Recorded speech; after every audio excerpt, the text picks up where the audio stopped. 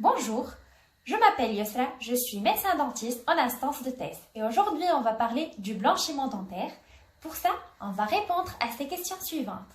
Quels sont les produits utilisés de façon professionnelle par le médecin dentiste?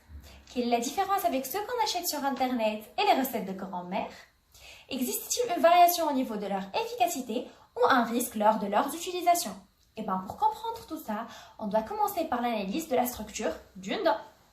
En effet, la teinte de la dent dépend de la seconde couche appelée dentine, qui est particulièrement jaune et recouverte par l'émail blanc. Par conséquent, si vous souhaitez les blanchir de manière intense et de façon durable, on doit agir sur ce tissu dentaire et non pas sur l'émail. Il faut noter que café, thé, épices, vin et tartre peuvent avoir des conséquences sur la teinte de vos dents. C'est ce qu'on appelle les colorations extrinsèques qui ne peuvent pas être éliminées par le blanchiment. Alors, comment retirer ces colorations qui nous pourrissent la vie? C'est par détartrage-polissage. Donc, conclusion du jour, on ne peut pas faire un blanchiment dentaire sans effectuer au préalable un détartrage-polissage et si c'est possible, un mois avant. Passons maintenant à la méthode professionnelle. Vous voyez proposer deux techniques. La première, direct au fauteuil, la deuxième, à la maison par le biais de gouttières et de gel. Pour la première technique, après protection de vos muqueuses, lèvres, gencives et joues, on procède à l'application du produit qui s'appelle le peroxyde de carbamide qui se décompose en urée et peroxyde d'hydrogène. Et c'est ce dernier qui est responsable à l'oxydation de votre dent une fois pénétré dans la fameuse dentine. Enfin, pour activer le produit, on place une lumière bleue à quelques centimètres.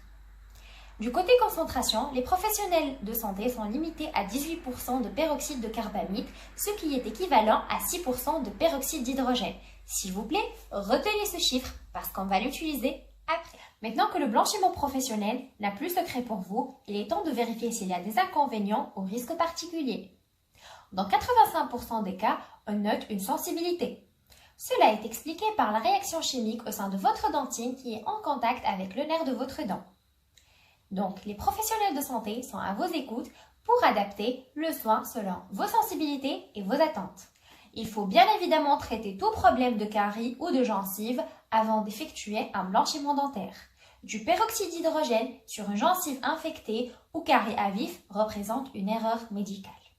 Passons maintenant au blanchiment traditionnel, les recettes de grand-mère. Le citron.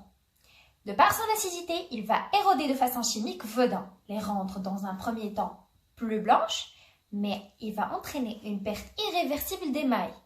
Qui dit perte d'émail dit exposition de dentine de coloration jaune, donc c'est raté. Le bicarbonate de soude, il est extrêmement abrasif sur la surface dentaire. En premier temps, vous allez avoir des dents plus blanches à cause de l'élimination de coloration extrinsèque, mais à long terme, vos dents seront presque raillées et il y a une perte d'épaisseur d'émail, donc exposition de dentine, donc encore raté. Vient ensuite la famille de produits en vente sur Internet. Depuis quelques années, les produits de marque sont autorisés à contenir un gel de peroxyde d'hydrogène. Mais la concentration maximale autorisée par la santé publique, c'est 0,1%. Si vous vous rappelez, pour le blanchiment professionnel, on a 6%, donc nul besoin de vous parler de leur efficacité. Pourtant, vous allez me dire que vous avez pu remarquer une différence de teinte très importante après leur utilisation, même à 0,1%. Alors, d'où viennent véritablement ces effets? Accrochez-vous, nul besoin de dépenser 1 centime de plus, puisque le blanchiment effectué dans ces cas-là provient tout simplement de la déshydratation lorsque vous gardez votre bouche ouverte. Dans les heures qui suivent, la teinte naturelle sera de retour comme si rien n'était. Vous l'aurez compris, le blanchiment dentaire est un marché extrêmement rentable.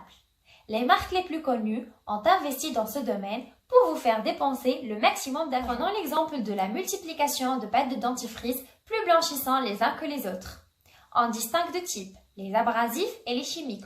Pour les abrasifs, le concept repose sur l'augmentation de la rugosité de la pâte qui va abraser les surfaces utilisées de façon épisodique, limitée, sans oublier que ce sont des produits d'éclaircissement provisoire et qui peuvent causer à long terme la perte de notre émail. Pour les chimiques, donnons l'exemple de molécules de charbon qui a la propriété d'absorber les colorations extrinsèques au niveau de votre émail. Donc, elle va vous donner des dents plus blanches provisoires. Vous l'avez pu remarquer, plusieurs alternatives avec différence d'efficacité et de durabilité. N'hésitez surtout pas de prendre le conseil de votre dentiste afin de ne pas abîmer vos dents ou de dépenser des sommes inutiles. Merci pour votre attention. Si vous aimez la vidéo, n'hésitez pas de la partager. À très bientôt.